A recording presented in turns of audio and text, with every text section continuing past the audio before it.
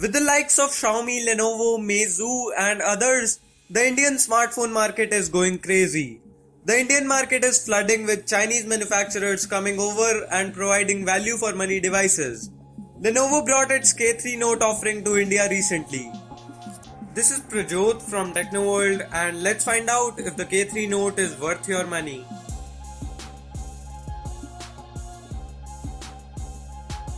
Choosing a mid-range device today is a tough task, especially if you are in the Asian market.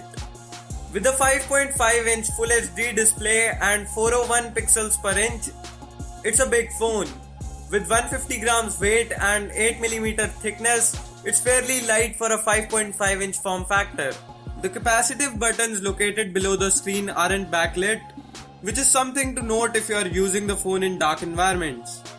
The micro USB charging port is located at the top of the phone, which is a location I don't like.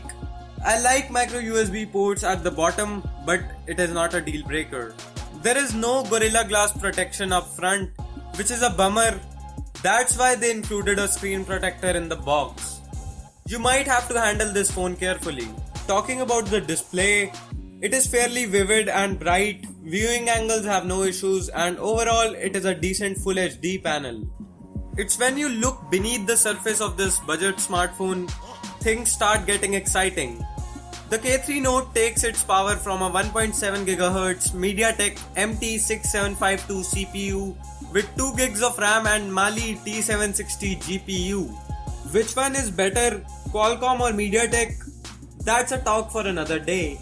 There is dual SIM card support, micro SD expansion, and a removable 2900 mAh battery, and you have got a smartphone that is a serious competitor.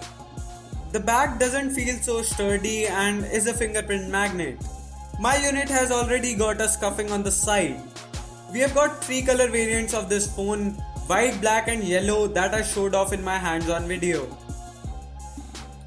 2015 is the year of user-tailored software, and Vibe UI is a good example. The K3 Note is running on Vibe UI 2.5 based on Android 5.0 Lollipop. The launcher has no app drawer, just like other Chinese OEMs. There is a theme center.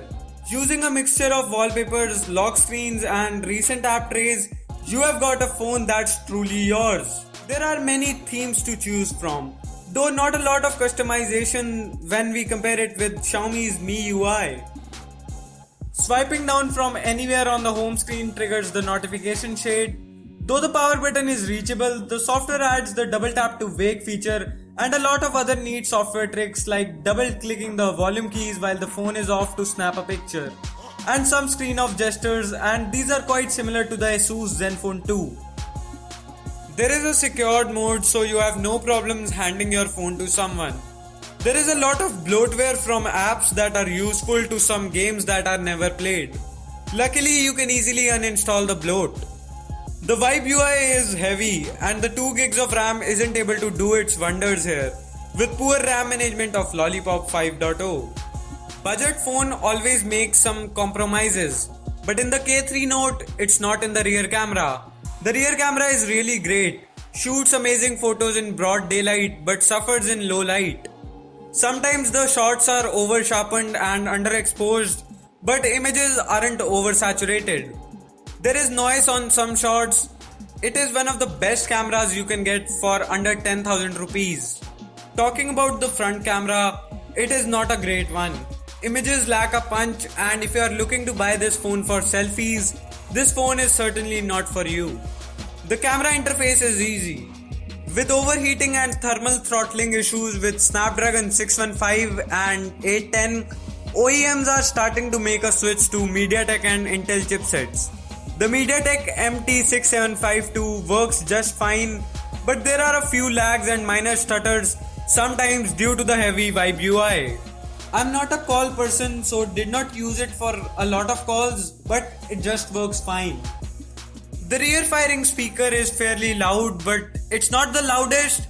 The sound output is clear and the Dolby Atmos is more of a gimmick than a feature. I tried my M20X with a few FLAC files, but it just tweaks the EQ and doesn't offer a really better sound experience as advertised. This phone has a lot of potential. The 2900 mAh battery doesn't last me for a full day.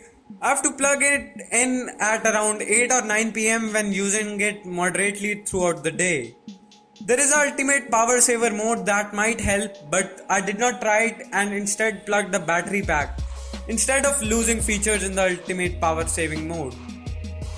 There's no fast charging here, it's just a 5 volt at 1.5 amp charger.